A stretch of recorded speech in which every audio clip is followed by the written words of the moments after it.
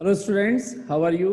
अभी तक हम लोगों ने inertia, Newton's first law of motion, types of inertia, ये सब कुछ हम देख चुके हैं। आज हम स्टार्ट कर रहे हैं क्या, कॉन्सेप्ट ऑफ लीनियर मोमेंटम, यानी जस्ट लीनियर मोमेंटम। सिंबल इसका क्या होता है, P. P is the linear momentum. तो है क्या चीज ये लीनियर मोमेंटम, से हम क्या समझते हैं? तो उसकी मैथमेटिकल डेफिनेशन तो होती है, पहले हम इसका मीनिंग समझें कि मीनिंग क्या होता है। तो आप सोचिए कि अगर मैं कोई दो ऑब्जेक्ट ले लूं, एक मान लीजिए मार्कर है और एक कोई बड़ा स्टोन ले लूं, उन दोनों को मैं बारी बारी से आपकी तरफ थ्रो कर रहा हूं, यानी फेंक रहा हूं, आपको हिट कर रहा हूं किसी एक नॉर्मल स्पीड से, धीरे स्पीड से। तो दोनों ही बार मैंने सेम स्पीड से फेंका, मान लीजिए 10 मीटर पर सेकंड से, तो किस सिचुएशन में आपको फोर्स ज्यादा एक्सपीरियंस हुआ? ऑब्वियसली जिसका मास ज्यादा था, जो हैवी था, उसके थ्रू आपको फोर्स का एक्सपीरियंस ज्यादा हुआ। यानी कि जब मैंने एक बार मार्कर फेंका, एक बार स्टोन बड़ा वाला फेंका, तो उसमें स्टोन के थ्रू आपको फोर्स अपने ऊपर ज्यादा एक्सपीरियंस होगा। बिल्कुल ठीक। तो इसका मतलब हम ये बोल सकते हैं कि फोर्स का एक्सपीरियंस होना ऑब्जेक्ट के मास पर डिपेंड करता है, कि जितना ज्यादा मास होगा उतना ही ज्यादा फोर्स का इफेक्ट होगा। बिल्कुल ठीक।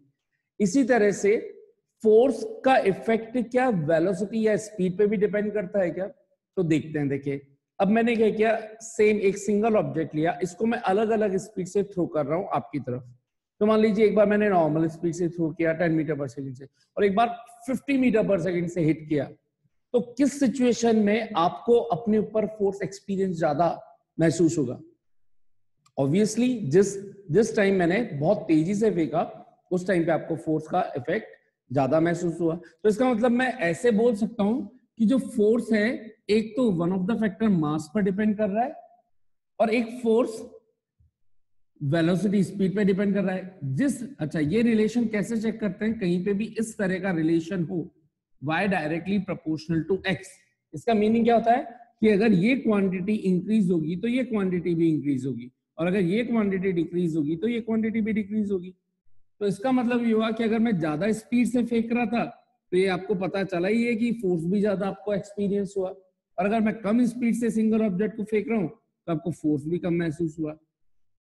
इसी तरह से जब मैंने मास अलग अलग रख दिए, वेलोसिटी सेम रखी, तो जब मास ज्यादा हुआ तो फोर्स का एक्सपीरियंस भी ज्यादा हुआ।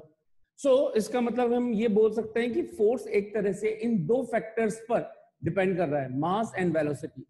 तो ऐसी फिजिकल क्वांटिटी जो मास और वेलोसिटी के कंबाइंड इफेक्ट के थ्रू फोर्स को एक्सप्लेन कर सके, ऐसी फिजिकल क्वांटिटी को बोलते हैं क्या, लीनियर मोमेंटम। और लीनियर मोमेंटम डिफाइन किस तरह से किया गया है mathematically? We define linear momentum of any object having mass m moving with some velocity v is defined as mass into its velocity. Mass into velocity. This is called linear momentum. So linear momentum is that physical quantity which give us the combined effect of mass and velocity by which we can experience some force. अभी आगे देखेंगे हम कि किस तरह से linear momentum और force आपस में रिलेट होने वाले हैं। ठीक है, अभी पहले आपको क्या समझना है, what is the definition, mathematical definition of linear momentum? Just mass into velocity. अगर इसको सिंबल वाइज देखना हो तो लीनियर मोमेंटम का सिंबल m, मास m, वेलोसिटी v। क्योंकि हमें पता है कि वेलोसिटी एक वेक्टर क्वांटिटी है, वेक्टर क्वांटिटी इसको ऐसे ऊपर एरो लगा करके शो कर दिया जाता है। तो और मास एक स्केलर क्वांटिटी है, इसका मतलब इसके पास सिर्फ मैग्नीट्यूड होता है। मैग्नीट्यूड मींस जिसकी सिर्फ न्यूमेरिकल वैल्यू विद यूनिट हो, डायरेक्शन कुछ ना हो। लेकिन जो वेक्टर क्वांटिटी होती है वो क्या होती है, जिनके पास मैग्नीट्यूड भी होता है और डायरेक्शन भी हो। तो यहां पर इसमें डायरेक्शन नहीं है लेकिन इसमें डायरेक्शन है। इसका मतलब जो लीनियर मोमेंटम है वो इन दोनों के मल्टीप्लीकेशन, यानी कि मैग्नीट्यूड एज वेल एज इसकी डायरेक्शन पे भी डिपेंड कर रहा है। तो लीनियर मोमेंटम भी एक वेक्टर क्वांटिटी है। ठीक है। अच्छा, अगर इसकी हम एसआई यूनिट की बात करें तो SI unit of linear momentum क्या हो जाएगी? SI unit of linear momentum,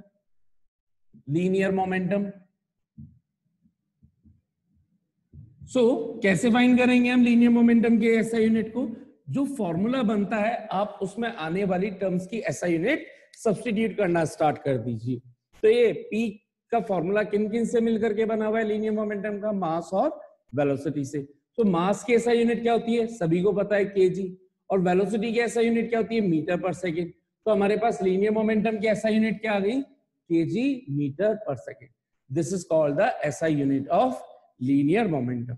so ये आप लोगों को अभी पढ़ना है, समझना है, और समझ में मेरे हिसाब से आया भी होगा। ये क्यों पढ़ रहे हैं, क्योंकि अभी हम अब स्टार्ट करेंगे, हमने Newton first law of motion पढ़ा, अब Newton second law of motion करेंगे। तो जब Newton second law of motion करेंगे उसमें लीनियर मोमेंटम का कॉन्सेप्ट आने वाला है। तो पहले आपको पता होना चाहिए था कि लीनियर मोमेंटम होता क्या है। इसके अगर कुछ एग्जांपल्स हम देखें तो कुछ एग्जांपल्स पहले देख लेते हैं कि किस तरह से क्वेश्चन पूछा जा सकता है।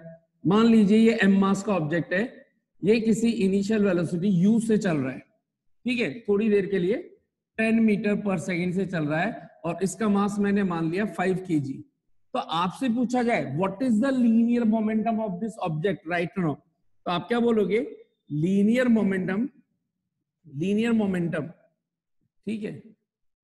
मान लीजिए ये फर्स्ट सिचुएशन है, फर्स्ट सिचुएशन के रेस्पेक्ट में P1 लिख रहा हूं मैं, है ना, P1 या P इनिशियल लिख सकते हैं आप इस तरीके से, I मींस इनिशियल, तो P1 या P इनिशियल दोनों में से एक, वो कितना होना चाहिए, मास इनटू जिस भी वेलोसिटी से मूव कर रहा है, मैंने u लिखा है तो u लिखूंगा यहाँ, इसकी वैल्यू कितनी आ रही है 5 kg। सब कुछ ऐसा ही सिस्टम में होना चाहिए। अगर मान लीजिए यहाँ पर सेंटीमीटर पर सेकंड होता तो हम पहले उसको मीटर पर सेकंड में कन्वर्ट करते, ठीक है। तो 5 kg इंटू 10 मीटर पर सेकेंड, ठीक, ये सब कुछ सेम चल रही है, तो हमारे पास क्या आ गया 50 kg मीटर पर second. This is the linear momentum.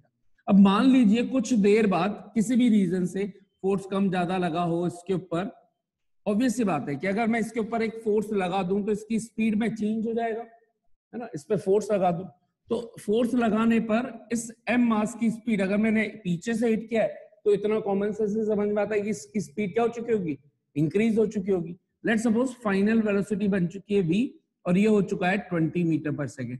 तो अब आपसे पूछो कि बताइए अब लीनियर मोमेंटम कितना हो गया सेकंड केस में, तो आप क्या बोलेंगे, P2 is equal to mass into इस वेलोसिटी, जिस जगह पे पूछी जा रही है वो।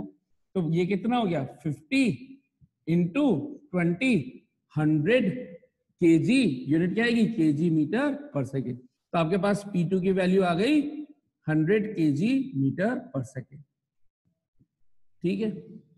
मान लीजिए अगर मैं इसको 30 कर दूं तो आंसर कितना हो जाएगा 50 इंटू 30, ये कितना बन जाएगा, सॉरी ये 5 इंटू 30, 5 kg है ना m, तो 5 इंटू 30 ये कितना बन जाएगा 150 kg मीटर पर सेकेंड। तो यहां पर भी ये P2 कितना हो चुका होगा 150 kg मीटर पर सेकेंड। तो मेरे हिसाब से आपको समझ में आ गया होगा कि कहीं पे भी लीनियर मोमेंटम निकालना है तो सिंपली आपको क्या करना है, मास और वेलोसिटी को आपस में मल्टीप्लाई करना है, ठीक है। अच्छा साहब, अगर ये समझ में आ गया तो यहीं पर एक छोटा सा कॉन्सेप्ट ऑफ समझ लेते हैं, change in linear momentum. So change in linear momentum. अच्छा, बहुत सी बार लीनियर वर्ड ना आकर के सिंपली मोमेंटम बोला जाएगा आपसे कि चेंज इन मोमेंटम, उसका मतलब ही लीनियर मोमेंटम ही है। लीनियर क्यों बोल रहे हैं, क्योंकि एक ही लाइन के अलोंग हम स्टडी कर रहे हैं, एक ही लाइन के अलोंग जब वेलोसिटीज में चेंज हो इस तरीके से कि उसका लीनियर मोमेंटम चेंज हो रहा हो तो चेंज इन लीनियर मोमेंटम कहलाएगा। जैसे इस एग्जांपल में हो रहा है, अभी पहले इनिशियल लीनियर मोमेंटम कुछ और था, फाइनल लीनियर मोमेंटम कुछ और हो गया, तो यहाँ पे मोमेंटम में क्या आ गया है, चेंज आ गया। वो चेंज कितने का आया तो कैसे निकालेंगे, हमेशा final minus initial, P final minus P initial. P final क्या है P2 माइनस P1। अच्छा, ये जो पूरी वर्डिंग है इसको भी हम मैथमेटिकली यानी कि सिंबल फॉर्म में कैसे लिखते हैं, कहीं पे भी वर्ड आए चेंज इन, तो इस चेंज इन को हमने एक सिंबल दे रखा है डेल्टा। ये जो ट्राइंगल का निशान बनाया है मैंने, ट्राइंगल का सिंबल, इसको रीड क्या करना है, डेल्टा। और डेल्टा का वर्डिंग मीनिंग क्या है, चेंज इन। तो कहीं पे भी वर्डिंग लिखी हुई है चेंज इन, उसके लिए सिंबल क्या है, डेल्टा। और उसके बाद जो भी क्वांटिटी लिखी है उसका सिंबल लिख दो। लीनियर मोमेंटम का सिंबल क्या होता है, P, तो हमने क्या लिख दिया, delta P is equal to P2 minus P1। अब आप वैल्यू सब्स्टिट्यूट कर दो। अगर मुझे मान लीजिए इस क्वेश्चन में पूछा जाए कि लीनियर मोमेंटम में कितने का चेंज हुआ, तो मैं क्या बोलूंगा, 150 माइनस पहले में कितना है 50, सो हम बोलेंगे टोटल चेंज कितने का आ गया 100 kg मीटर पर सेकेंड। ऑब्वियसली बात है चेंज इन लीनियर मोमेंटम भी तो टाइप ऑफ लीनियर मोमेंटम रहेगा तो यूनिट तो उसकी सेम बनी रहनी चाहिए केजी मीटर पर सेकेंड। जैसे 10 चॉकलेट्स में से 3 चॉकलेट्स माइनस कर दूं तो आंसर मैंगो तो नहीं बचेगा, चॉकलेट ही बचेगा। तो उसी तरीके से चेंज इन लीनियर मोमेंटम, एक लीनियर मोमेंटम में से दूसरे लीनियर मोमेंटम को अगर सब्ट्रैक्ट कर दें या ऐड कर दें तो आंसर क्या आएगा टाइप ऑफ लीनियर मोमेंटम। इसलिए चेंज इन लीनियर मोमेंटम की भी यूनिट क्या रहेगी सेम केजी मीटर पर सेकेंड। आई होप आप लोगों को इतना समझ में आ गया होगा। ठीक है, अब हम करेंगे इसके बाद क्या Newton's second law of motion.